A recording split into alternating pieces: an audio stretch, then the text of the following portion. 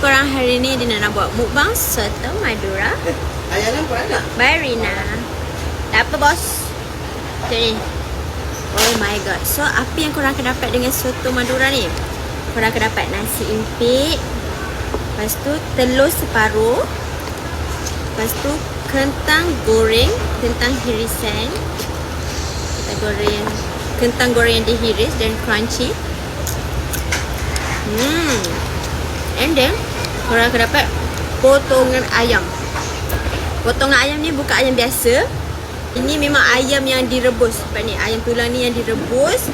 So kita hiris-hiris, letak dalam mangkuk soto korang. Ini adalah rebusan sup. Tadi dah makan soto. Sotonya kat siapa? Tadi.